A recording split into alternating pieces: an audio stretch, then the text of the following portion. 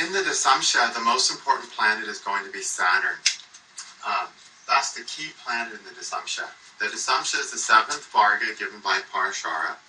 It is the 10th in number, but it's the 7th one he gives. And so the 7th planet, Saturn's the key planet there.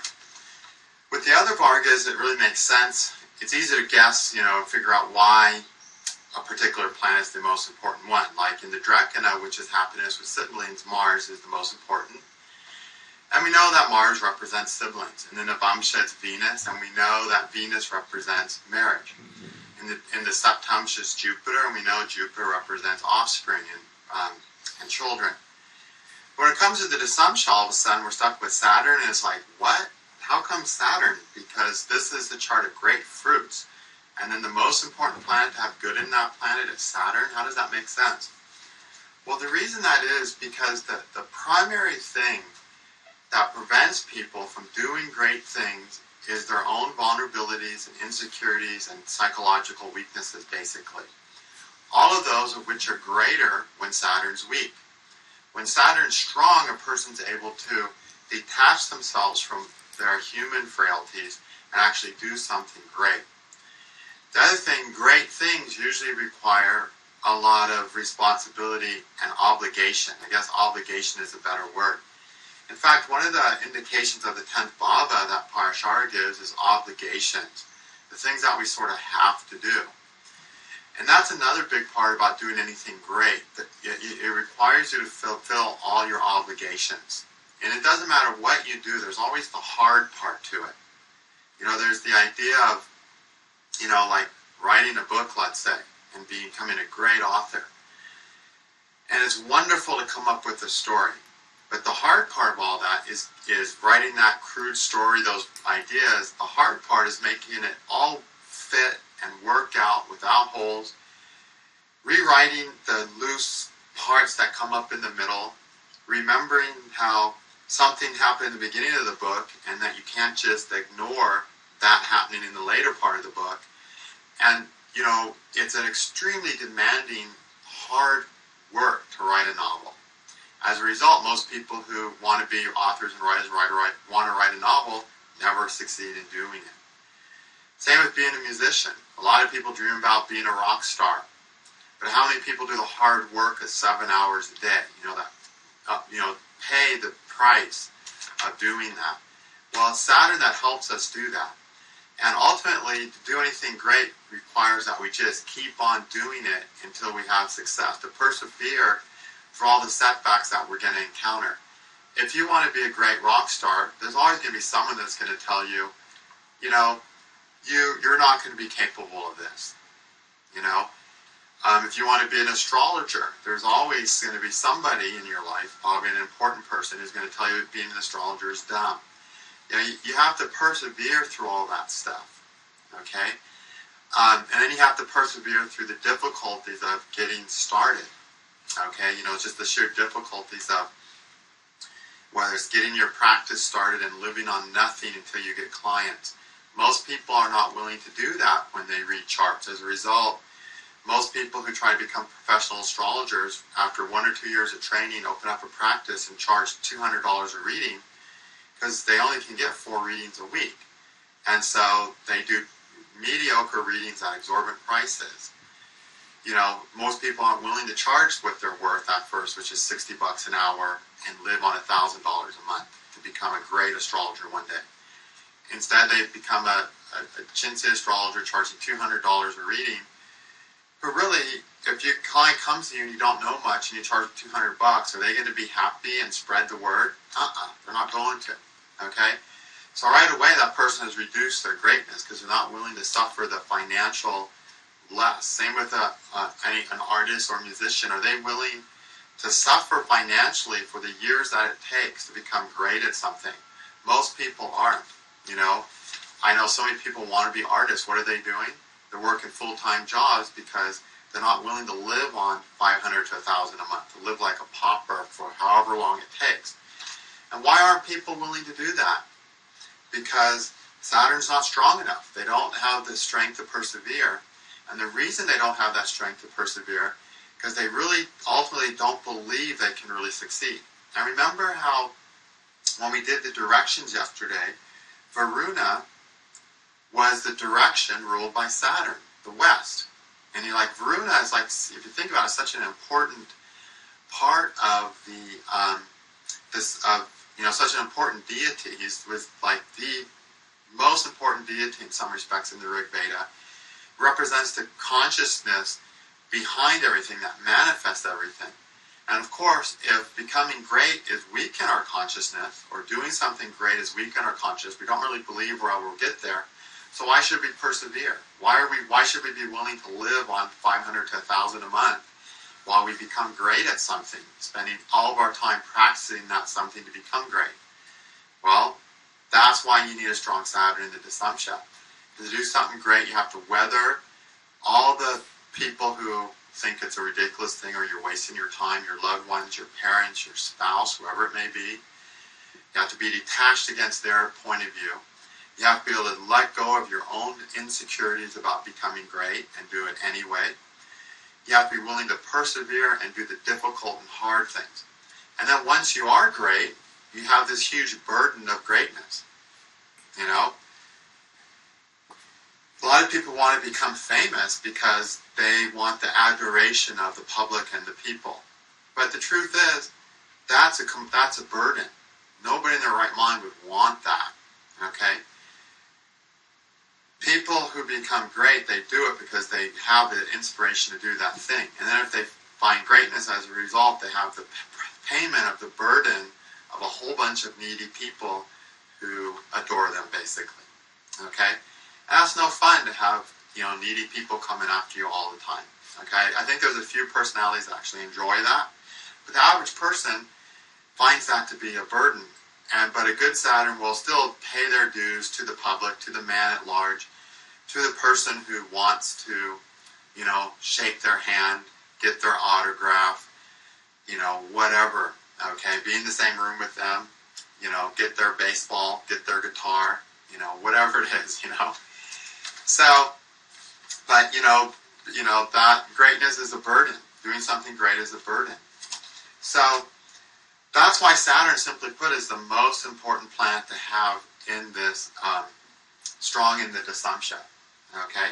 So start always by looking at the Saturn to see if the person can handle the pressure and persevere the hardships of becoming great or not. Okay?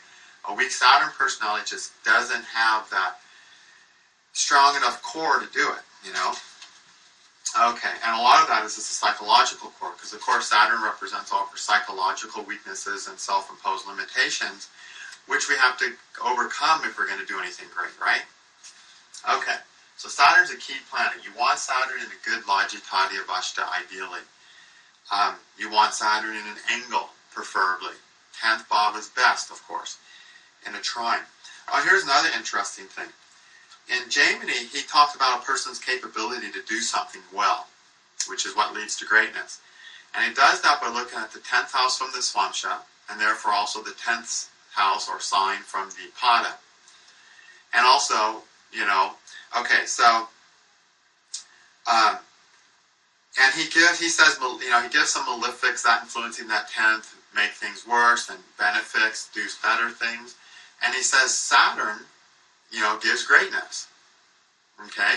Well, what it literally says is Saturn gives the same results in the 10th from the Swamsha as it does in the Swamsha. And if you look through the Saturn in the Swamsha, it makes a person great.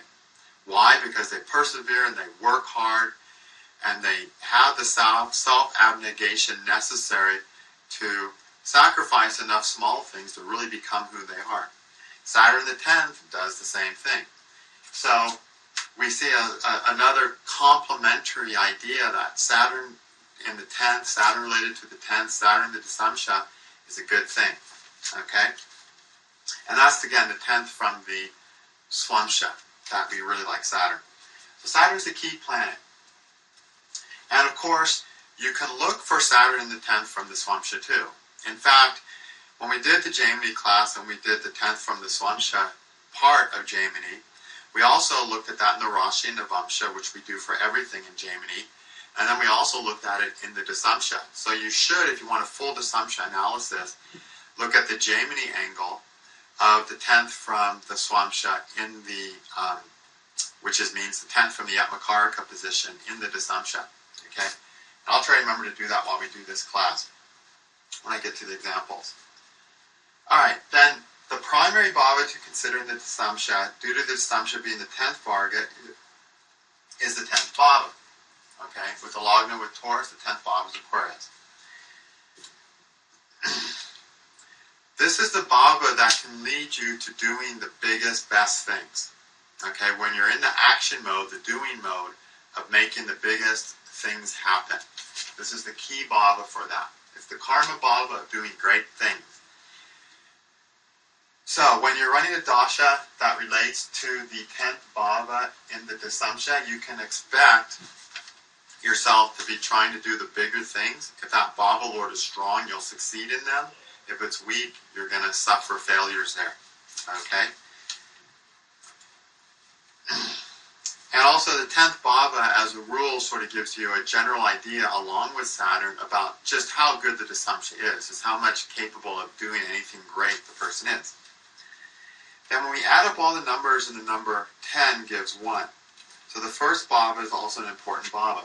Okay. Furthermore, if we square 10, it gives 100, which again reduces to 1. So 10 times 10 is 100. 1 plus 0 equals 1. Okay? So the 10th bhava has also 1 within it. It results in 10, and it also is the same as it results in 1 when we square it. So that means the karmas of the 10th bhava, the actions we take towards greatness, result in us becoming who we are. First bhava, our identity, right? So if you're a great physician, if you do great acts of physics, you're going to be seen as a physician, right? So there's a strong link between the first and 10th house. So the great deeds of the 10th bhava create the strong personality by which the individual is known, and with which he can do more. So a strong first house in the Dasamsa simply indicates an individual who's got the personality and the capability to simply do more, to do greater things. And that can make up for a weak first house, 10th house sometimes. But these are the important houses, the 10th and the 1st. And in this Varga, the first bhava is pretty much just as important, because 1 plus 0 is also 1. So the first house has 10th house indications to it, or the 10th house we could say has first house, however you want to say it. A strong personality helps with becoming great, right? And the first house, of course, is our career and our path. Remember, the 10th house is the success that we have and our capability, but it's the first house that's more the actual career, as Jaimini lets us know when he looks at first from the Swamsha and everything, as we did in the Jaimini course, for determining career stuff. So the first is an important career house. Like I always say, it's the path you're on. And if you look up career, like an older dictionary which has like more appropriate English, career means, the path of life, as in one's profession. Okay, and it's the path of life is what the career is. The career, more than anything, is the path along which you're going to meet people. Like most of the people I meet and associate with are people that I come into contact with through my career. Even my wife I met along my career. So most of what we have in our life is the result of the career path we're on. Now, the stronger a person's career, the more so that's true. So people like who are politicians, which is a really focused career type, just like, being an astrologer could be a focused career type, tends to narrow where your life unfolds. Careers like, working as a waitress or something, which are not a real focal career, but just a career to get your money so you can go and enjoy your life on your free time, are not so much going to narrow where you meet everything as a real focused career, but it still a lot of people that person's in contact with, a lot of things that come to them are going to happen on the job. Okay? So our career is the most important, the biggest part of the path in our life, pretty much. Okay? And if being a career means being a housewife, that's equally true, because that can be a career too. A career parent is a valid career. So anyway, so the first house is important. A A powerful career, a lot of emphasis put on the career, a lot of will and energy put into one's career, is going to result in greatness. So the 10th and 1st house are the key houses to look for. Even if this person has these two house lords strong and these two Bhavas good, if Saturn's good, all the other planets can be debilitated. And the person is still going to do great things, believe it or not. They won't do great things with respect to the debilitated planets, but they'll do great things with respect to whatever their career is in the context of the planets that aren't debilitated. Okay? So I just want to emphasize how important these Bhavas and Saturn is for becoming great. Okay? So after looking at Saturn and these two Bhavas, we see the person's ability to pursue greatness, and we can time the periods of greatness. Any other planets that are good in this chart are going to facilitate and make it more readily for them to become great, and they'll become more great in that thing. So say the 9th Lord is exalted and aspected by a friend in the Dasamsa. Then there'll be a 9th house element to them that's great. Maybe they're a great teacher, a great philosopher. If they're a writer, they'll become a greater writer, whatever. There'll be a stronger 9th house emphasis. Or maybe they'll have a great father that's world-renowned or something. There'll be a 9th house element of greatness there. Okay? So, any strong planet, any good Logitati planet, any good Bhava in the Dasamsa is going to show something where a person has more greatness. Now, there's a lot of sort of similarities between the Chaturtamsha and the Dasamsha in the way. Between, which is fortune and greatness. Okay? In the sense that we can be fortunate with anything, and we can have anything great in your life. And if you're fortunate with something, well, that's very similar to having something that's great. It's a similar connotation. So both these Vargas can indicate some of the better things in our life. So if you want to see what are the better things in a person's life, look towards both those Vargas. Now, lots of times you'll make a really bad prediction. There's just something will be really nasty in a Varga they asked about. Well, when that happens, your job as the astrologer is to try to find something great to tell them about their lives. And a good place to start to try to find something nice to tell them is the 4th Varga, the Chaturtamsha, and the Dasamsha. Try to find something great to tell them, something fortunate to tell them. If you don't find it there, look at the 27th Varga, which has to do with strengths and skills, and try to find some great strength or great skill that they can enjoy using during this painfully tedious time to help get them reorientated and focused. Okay? So those are some starting places to look for some happiness in their painful lives if they're having a really rough time. Okay, so while these are the basic things to analyze the Dasamsha, like I sort of mentioned a little bit, there's a whole world of Raj Yogas. And, Raj Yogas, kingship, trying to find the level of success a person has in life, is something that's strongly emphasized in all the ancient texts. As a result, they have tons and tons, chapters upon chapters. Every old book has a chapter on Raj Yogas. Yogas that make you a king, which basically means a successful person who's somehow in charge or somehow has power just as a knowledge or respected. And the reason they have all those Raj Yogas in these medieval texts is because they don't have Jaimini Sutras. Okay? When it comes to guessing how high a person's rise is going to rise, Jaimini Sutras is the way to go.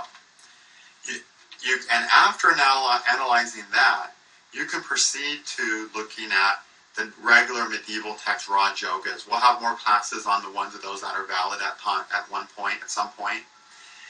And also, in many ways, more important than those Raj Yogas are the named yogas that I have in core yogas, like Gajakasara Yoga, all those named yogas that I have in core yogas, which give success and ability and good fortune all tied together, and usually wealth too. So those are helpful yogas to use, but you want to start with the Jaimini analysis for seeing the level of greatness, because the Jaimini analysis is basically looking at a couple things, a few things, 3 or 4 things, and then you got a solid picture of the foundation for greatness. If you want to approach it with the Raj Yoga angle and the named yogas angles, well, at that point you're dealing with 300 to 400 yogas to look for in the chart. And those 300 or 400 yogas will not do a good a job as the Jaimini principles will. Okay, and like I said, Jaimini shows what your life is going to really consist of. The other techniques are great for timing with Vimshakshatri Dasha though.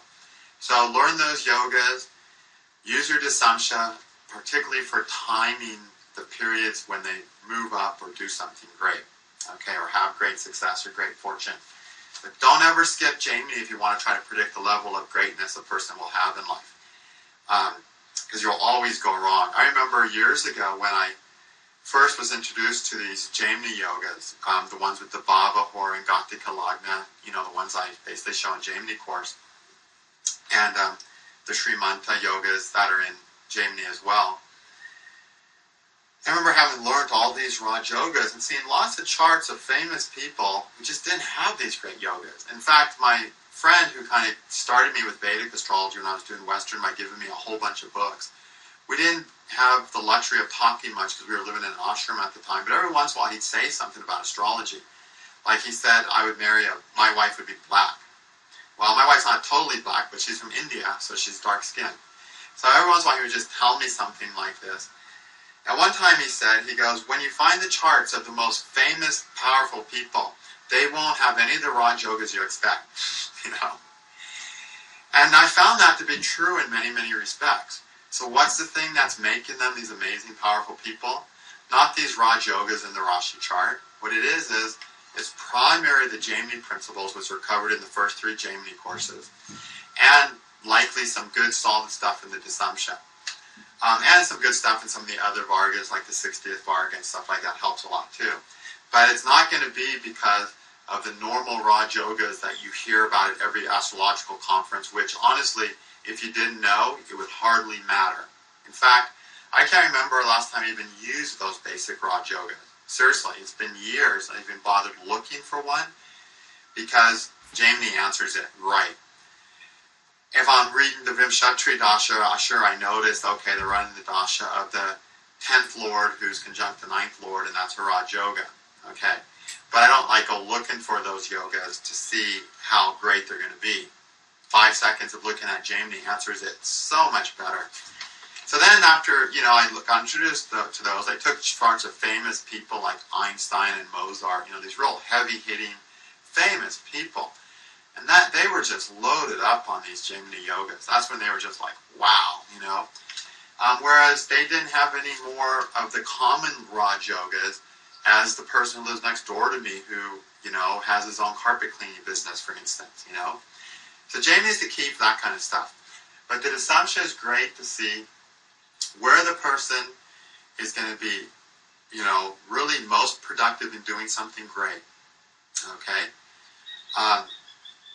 It's also going to show where they're going to be having their most issues. And if Saturn's weak or the 10th or 1st Bhava's weak, it'll show where they're weak and becoming great. If Saturn's weak, they just are weak and persevering and making the sacrifices, the comfort to really pay the price of becoming great. Okay? If the 1st Bhava is weak, they'll just be weak and moving forward along their career path. They won't put enough energy into their career path. The strong 1st Bhava, they're just like zooming down their career path. 10th Bhava, are they doing the actions? Are they taking the karma? Are they doing the things that create success or not? If the 10th Bhava is weak, they're simply not doing the things that are going to really create success. They might be doing lots of dumb things that are reducing success or making it impossible to be successful, or mismanaging their business or their business idea or whatever. Or if the 10th Bhava is good, they're managing it right, they're doing the right thing that's going to guarantee success. Those 3 things are really important to look at. Always. Okay? Alright, so there's nothing else on the Dasamsa in the old books. There's no Raj yogas that include the Dasamsa. There's no techniques that include the Dasamsa in the old text. There's nothing else on the Dasamsa other than,